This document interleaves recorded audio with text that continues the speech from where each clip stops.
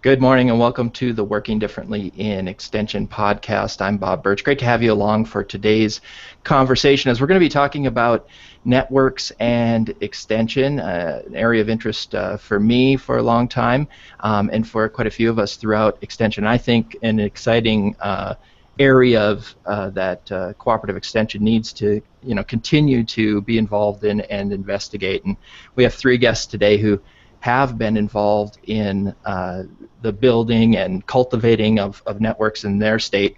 Jamie Bain, Noelle Harden, and Stephanie Heim are with the University of Minnesota Extension, and they've written a really fascinating report about food networks in Minnesota and some of the opportunities and challenges around those networks. So welcome to the podcast, everybody. Thanks for having us.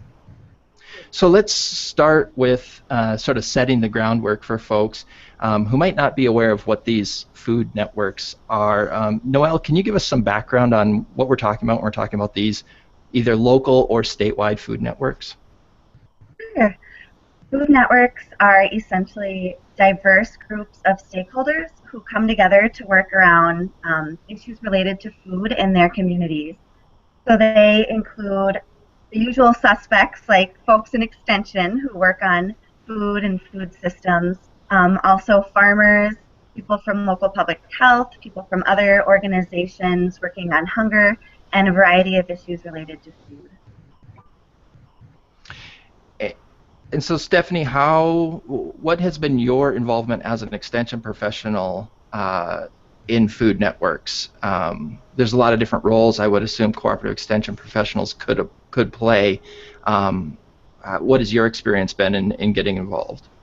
Yeah, well, most recently I've had the opportunity to work with my two lovely colleagues, Jamie and Noelle, in learning about statewide food networks across the country. And so we were really honored to interview 15 networks to learn more about their best practices and challenges and successes, because we had gathered local and regional food network leaders together last October when our Minnesota Food Charter launched, and they said, we really want to come together again for kind of statewide learning and collaboration. And so, and then they said we want extension to serve in that role. And so we decided, well, let's see how this is done across the country before we even think about kind of jumping into that. So that work was actually started by Jamie and Noelle even far before that, but I got to join it around last fall.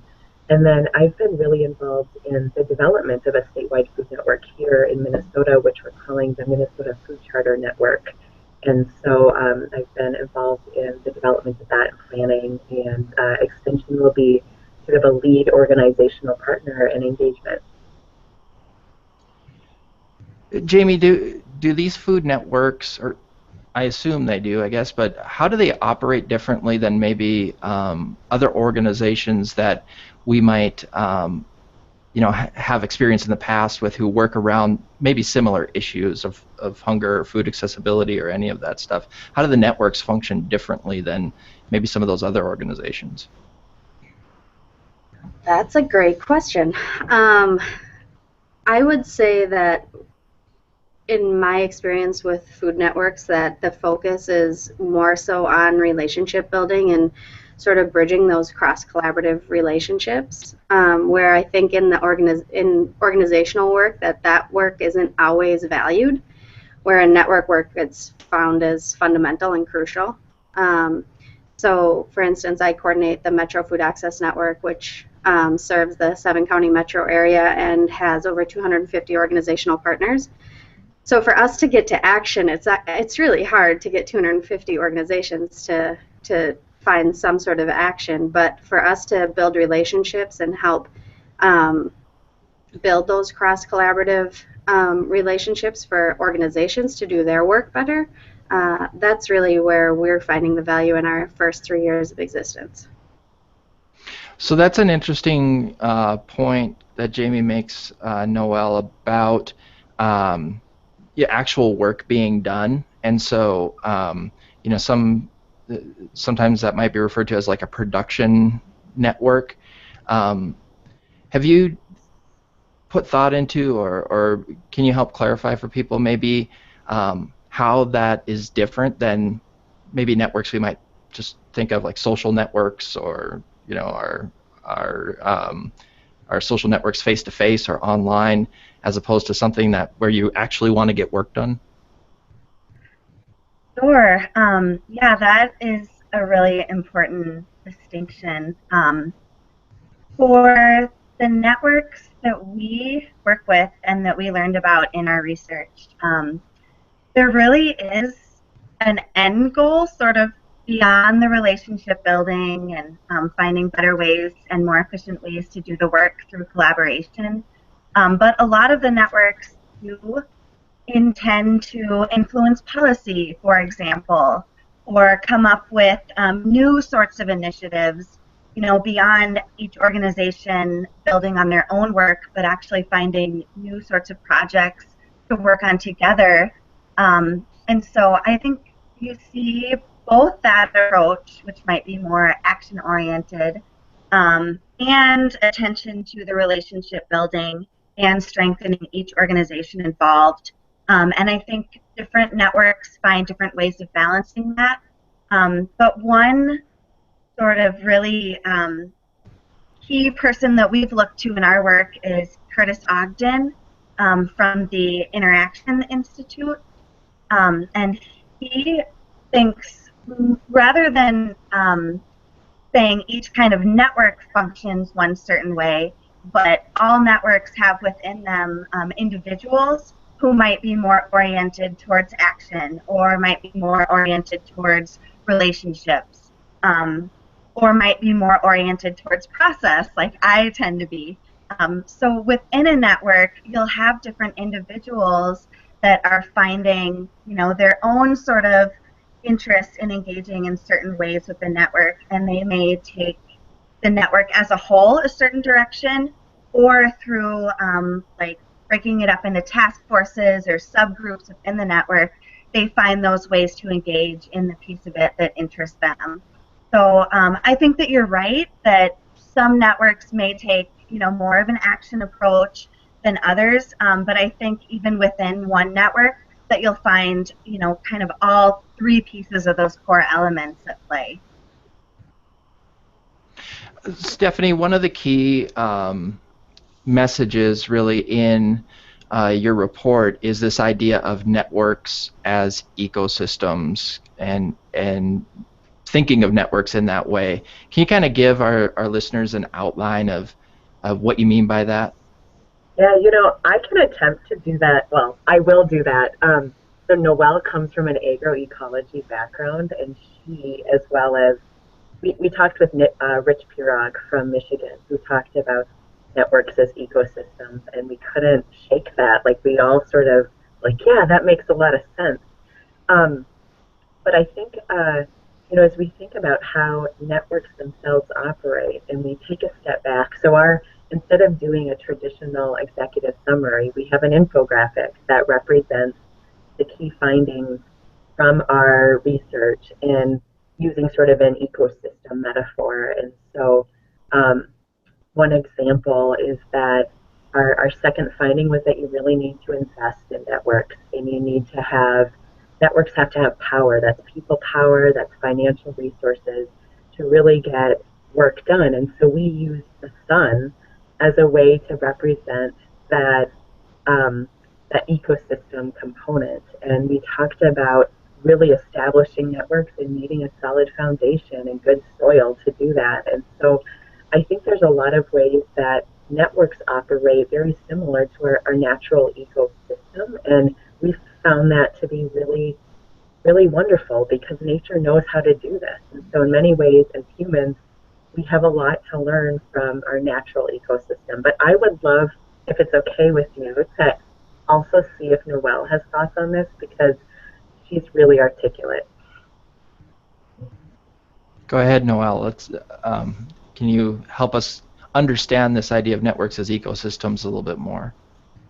Oh, sure. Well, like Stephanie said, it was inspired by a couple of the people that we interviewed that drew on some of that type of language. And again, I'll reference Curtis Ogden, who we were lucky enough to have in Minnesota a couple weeks ago, delivering the keynote at the Food Access Summit. But he also has this idea of thinking like a network and proposes some of the similar ideas that are in our paper, such as looking at how productive networks are on the edges rather than at the core, where you have people sort of on the fringe coming into the work or who are connected with other networks and are making connections between them that we talk about as boundary spanners in our paper, which is another concept that we learned from Rich Pirog at the Michigan Center for Regional Food Systems. So each of our 10 themes in our paper, we have connected back to these different ecosystem components just as a way to sort of tie it all together in one nice, pretty package. Well, let's talk about some of those areas where where you found some challenges and opportunities, and I'm especially interested in this idea of where you found tension within network structures, because I think we run up when we're working in networks, we run up against that a lot. In that it could be tension between old ways of thinking or doing. And sort of trying to adapt to that network structure, but there are some tensions inherent, especially in these kinds of action-oriented or production networks. And one that you guys mentioned is this tension between the sort of planning and strategic element that's needed to, get to the action point, and just the organic nature of networks and the freedom and flexibility to be able to form and reform in different ways. Can you talk about that a little bit, Jamie, about that tension? Maybe explain it better than I did, and why that is a challenge to be overcome. So you're referring to, from what I gather, you're referring to this sort of tension between process and action. Right. And some people being more comfortable with staying in the process side forever, and some people just needing to move to action now. Yeah, I think that's an issue with networks and organizations, but it becomes more predominant with networks because of the little bit less formal structure.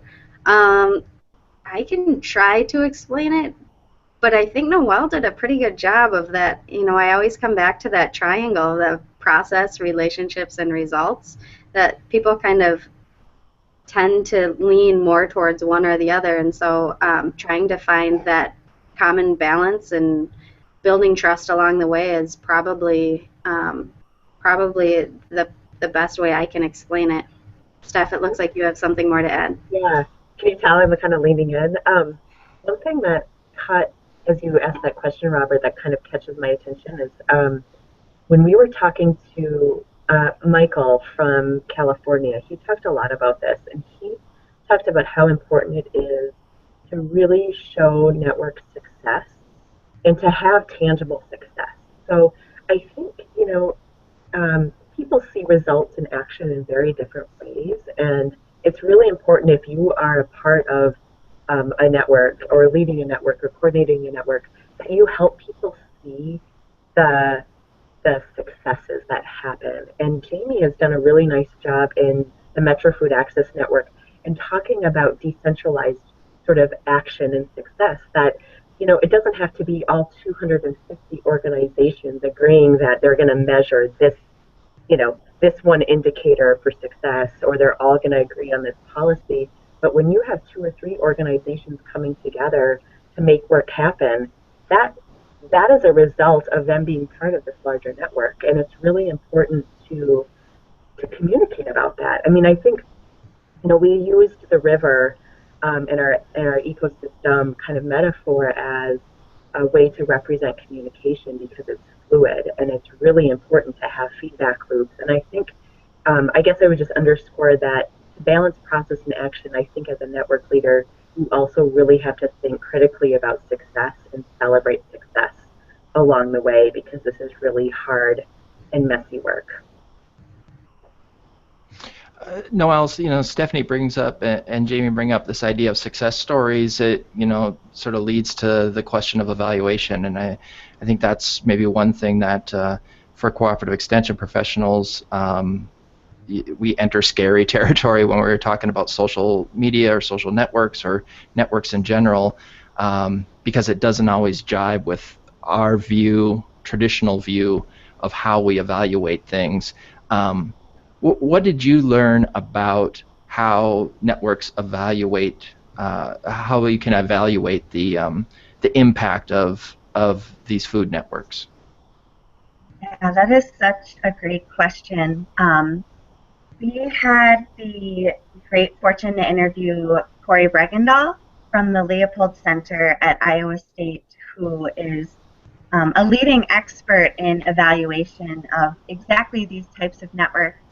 And she stressed the importance of evaluators not approaching their role as outsiders, but being integrated in the work of food networks and being accountable for building trust with those network members, just as everybody else involved is, so that they're able to effectively capture stories about the work that's happening.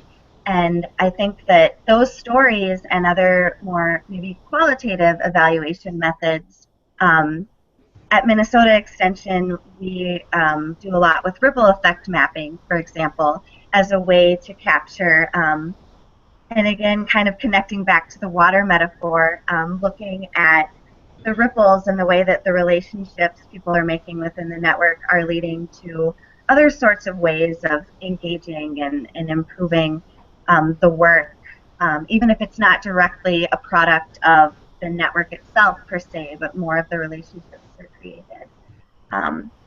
So those were some of the things that we heard about in our research as far as how evaluators can approach their role within the network and the types of methods that they can use. But it's a really important topic, and it can be sort of a touchy topic as well. We got a sense of that during our research from maybe situations where evaluators didn't have that trust and people didn't feel comfortable with the process of being evaluated, and that it's just something that is really important to be sensitive to in this work that's so much based on relationships. Jamie, this word trust has come up a lot. So why is trust so important in these kinds of action networks?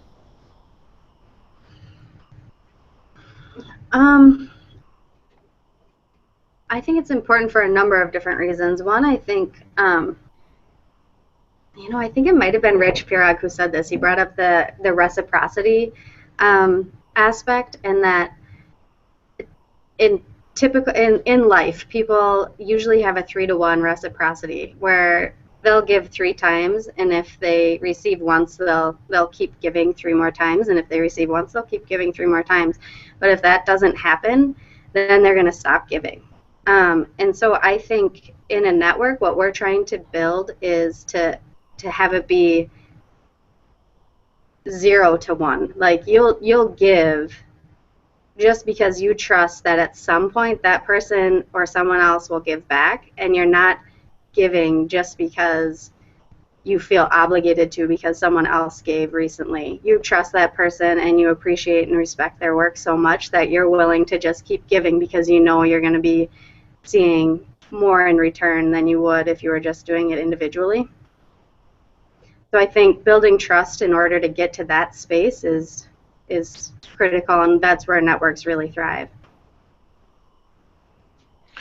Stephanie, that's sort of when Jamie talks about reciprocity. I know that in some network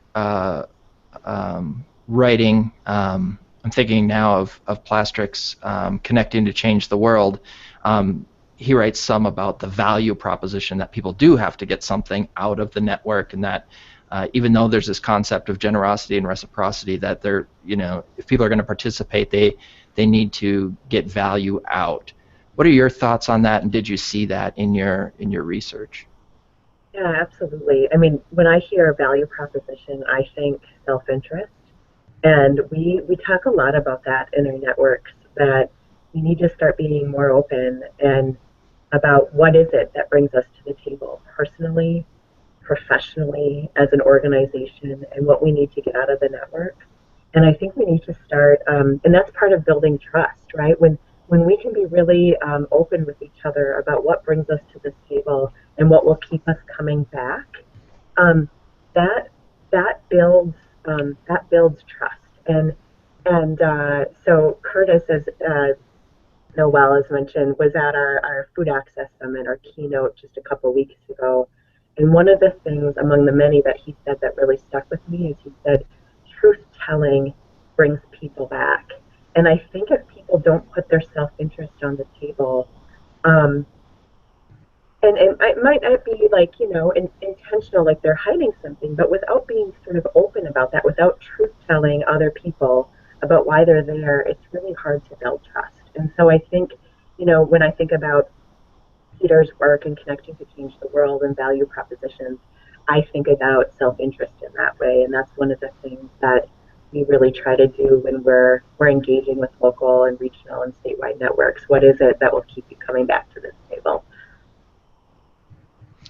One of the quotes in the report really struck me because it's something I need to repeat to myself all the time, and that's Ann Palmer. You quoted her saying, "We chronically underestimate how much time network building is going to take and how long it takes to build up that trust." And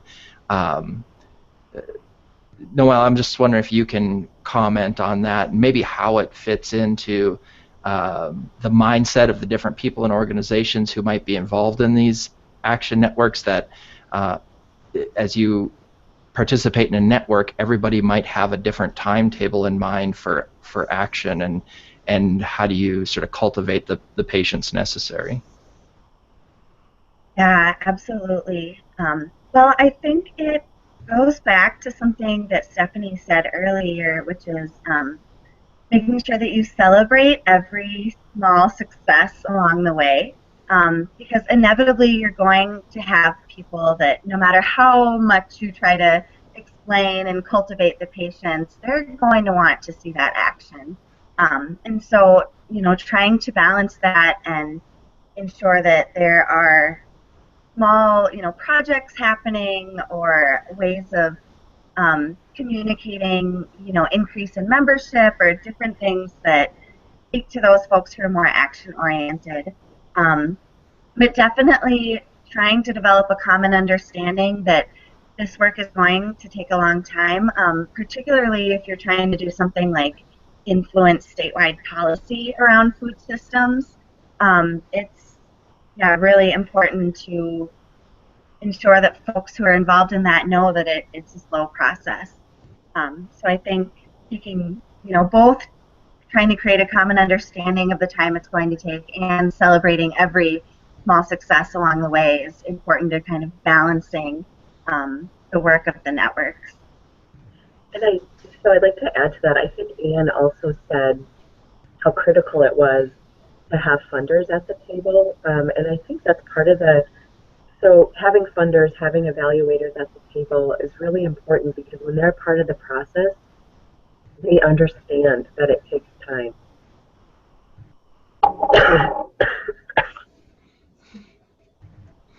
I want to make time to make sure that we talk about Extension's role, because this is working differently in Extension, and a lot of our audience are Extension professionals, and some of them have zero probably experience with working in this way.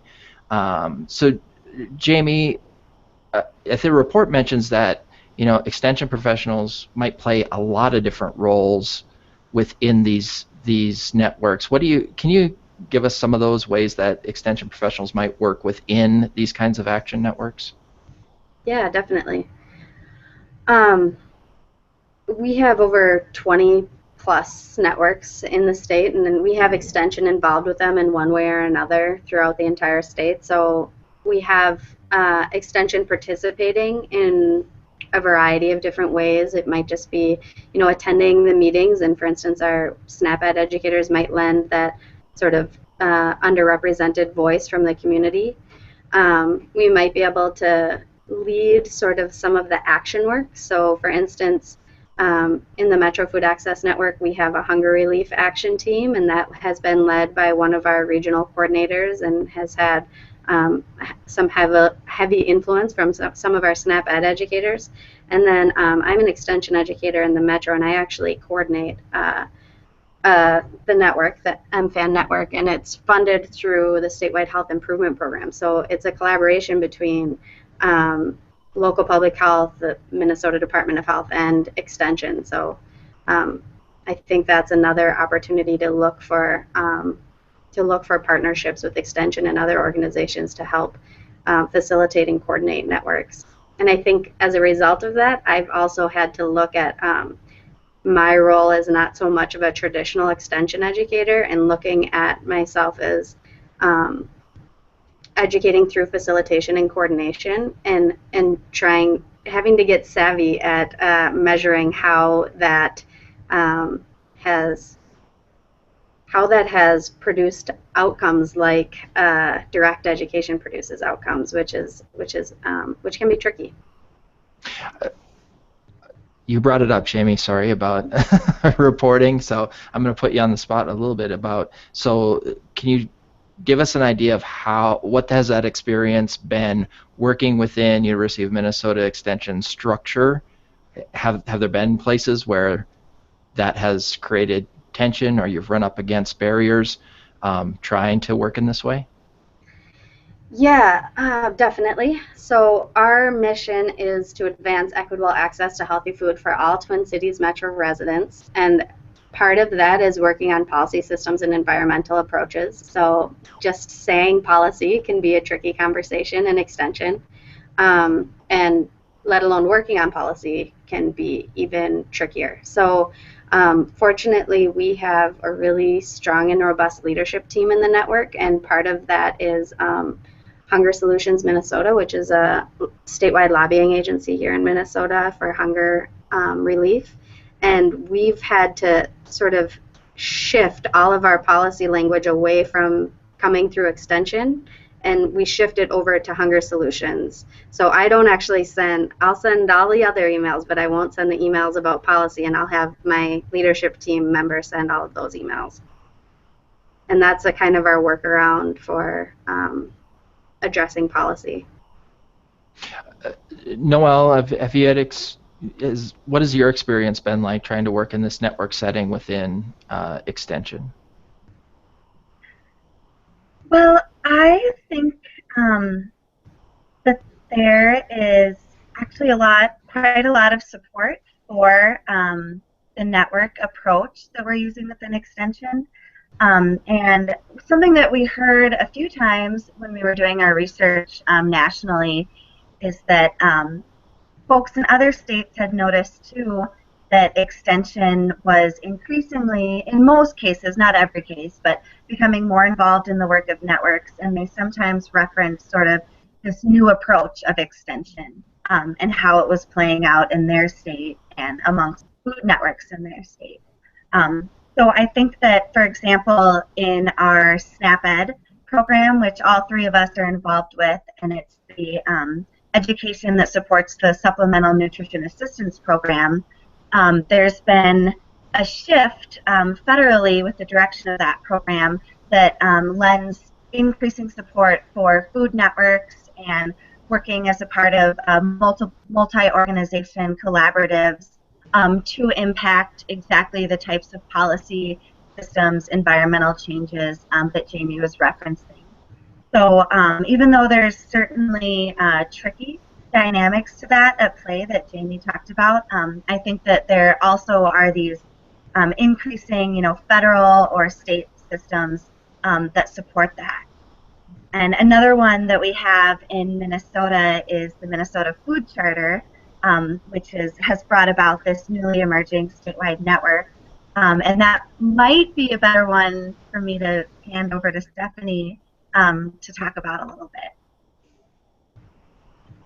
Yeah, I feel, so one thing I wanted to point out, or just sort of building from what Jamie and Noelle just said, is I think the three of us, as well as many of our health and nutrition colleagues, have really been challenged to think about what our role is in extension and thinking about knowledge and knowledge transfer and who's the expert. And one of the things that we've really embraced is that we're all learners and we're all teachers, and that there are multiple ways of knowing, and we all bring knowledge and we all bring value to the table. And so that's one thing that when we're building networks at any scale, local, regional, or statewide, and it comes back to that value proposition point that you talked about earlier, everyone brings value to that table. And I think knowing what that is really important, and it doesn't matter who you are, and it doesn't matter if you have credentials behind your name or not.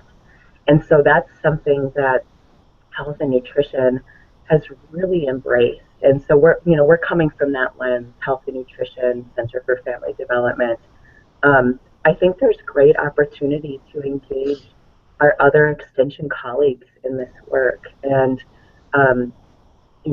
our community vitality colleagues who do leadership and civic engagement training seem to be particularly interested in the work we've been doing lately, because they're across our state, and particularly in greater Minnesota, doing and really building leaders and helping people sort of lead in their communities. And so I think they see a lot of opportunity for synergy, and that's really quite exciting.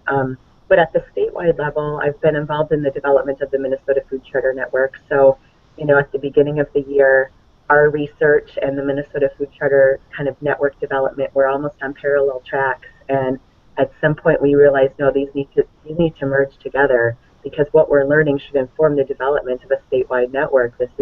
And so that's it, to be an extension and to be supporting sort of the advancement of knowledge, but to be able to learn from 15 different states or multi-state collaboratives, and to be able to use that to develop something in our state has been such a really, to me, that's how research should be, right? That's how research coming from extension, coming from the university should be used. It should be valuable. So it's been really great to be a part of that process overall. I think that's a great way for us to wrap up as we're running out of time here. I want to thank our guests, Jamie Bain, Noelle Harden, and Stephanie Heim. They're from the University of Minnesota Extension, and they've co-authored a great report, Cultivating Collective Action, the Ecology of a Statewide Food Network. I will put the link on our Google Plus event, on the YouTube page, on the podcast homepage, and on soundcloud.com/working differently. You can find the link to the report there. There's a ton of great information that we didn't get to today. Thanks, Jamie, Noelle, and Stephanie for joining us today. Thank you. Thank you. You've been listening to the Working Differently in Extension podcast. Thanks so much for joining us. Quick reminder that you can find more information about the podcast at www.ag.ndsu.edu/workingdifferently. Find us on SoundCloud, soundcloud.com/workingdifferently, and also on Twitter. Our handle is WDNEXT. Hope to hear from you soon.